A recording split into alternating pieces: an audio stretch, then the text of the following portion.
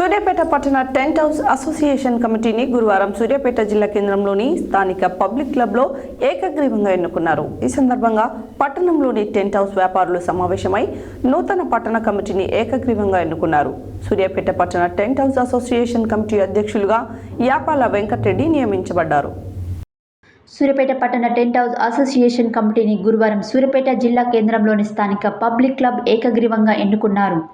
ఈ సందర్భంగా పట్టణంలోని టెంట్ హౌస్ వ్యాపారులు సమావేశమై నూతన పట్టణ కమిటీని ఏకగ్రీవంగా ఎన్నుకున్నారు.